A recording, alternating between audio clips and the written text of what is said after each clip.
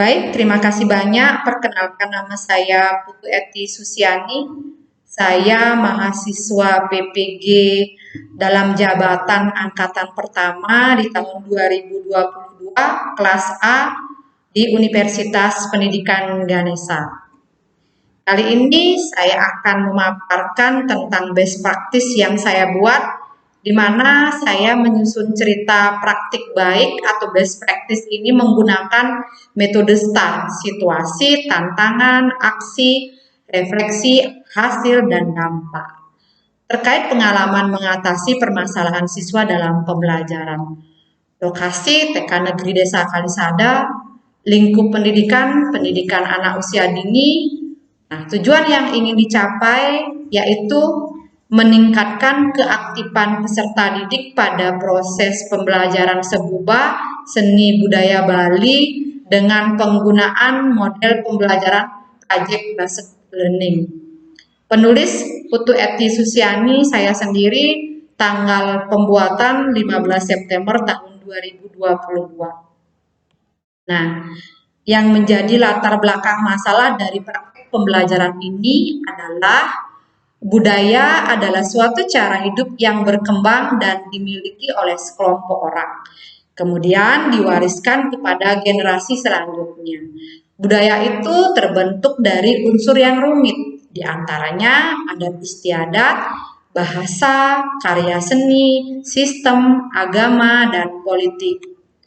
Dalam mengekspresikan budaya, banyak hal yang sering dihadapi seperti bahasa yang tidak searah, pengenalan kegiatan budaya yang minim, dan diperkenalkan oleh orang tuanya di rumah. Kemudian, maka dari itu, belajar budaya sangat penting dalam meningkatkan motivasi belajar anak. Karena ketika budaya yang kita punya dapat dimengerti dan dipahami oleh anak, maka anak akan mudah mengimplementasikannya di kegiatan pembelajaran yang sudah diberikan di sekolah dan bisa diterapkan di rumahnya masing-masing. Nah, kemudian di sini ada peran dan tanggung jawab guru dalam praktek antara lain, guru harus menyiapkan semua perangkat pembelajaran dengan baik. Guru membimbing peserta didik berdiskusi dan memonitor peserta didik dalam kegiatan pembelajaran. Kemudian guru memotivasi, memberi penguatan dan semangat kepada peserta didik agar terlibat aktif dalam semua kegiatan. Adapun tantangan yang dialami dalam mencapai tujuan ini yaitu dari faktor keluarga, di mana kurangnya pengenalan ragam budaya bangsa pada anak sejak kecil dari orang tuanya ataupun lingkungan sekitarnya. Kemudian dari faktor sekolah, kurangnya dukungan sarana dan prasarana sehingga tidak bisa mendukung kegiatan seperti tidak adanya LCD dan lain-lain. Kemudian dari faktor guru. Nah, model pembelajaran PBL ini merupakan pengalaman pertama sehingga saya belum menguasai secara maksimal dan belum menerapkan semua langkah-langkah dengan runut. Kemudian ada faktor peserta didik. Banyak yang kurang fokus karena gangguan dari teman-teman belajarnya. Nah, dilihat dari tantangan tersebut bahwa yang dihadapi itu merupakan sisi kompetensi guru yang harus ditingkatkan lagi baik dari bidang pedagogiknya maupun dari profesionalnya. Nah, di sini yang terlibat dalam tantangan ini yaitu guru, pihak sekolah, orang tua, serta peserta didik. Nah, tantangan yang ada harus segera diselesaikan dengan baik oleh seorang guru yang profesional. Nah, di antaranya adalah satu, pemilihan media pembelajaran dengan menggunakan LKPD yang menarik dan berbasis hots, serta video dari YouTube. Kemudian yang kedua, menyiapkan ice breaking saat proses pembelajaran. Yang ketiga, pemilihan model pembelajaran project-based learning ini disesuaikan dengan kajian literatur dan wawancara dalam meningkatkan hasil belajar dan minat belajar peserta didik saya. Nah, guru sebagai pendidik juga harus memahami dan serta melaksanakan setiap tahapan-tahapan kegiatan yang tertuang di RPPH, yang dimulai dari pembukaannya, dari inti dan penutup. Kemudian yang keempat, selalu memotivasi peserta didik dalam kegiatan pembelajaran. Nah, yang terlibat dalam proses ini adalah guru, peserta didik, pihak sekolah, dan orang tua. Sumber daya atau materi yang diperlukan untuk melaksanakan strategi ini adalah guru itu sendiri, di mana harus menguasai dan mampu menerapkan setiap proses praktik pembelajaran yang sesuai dengan rencana pembelajaran yang didesain oleh guru tersebut. Nah, di sini ada dampak dari aksi dan langkah-langkah yang dilakukan.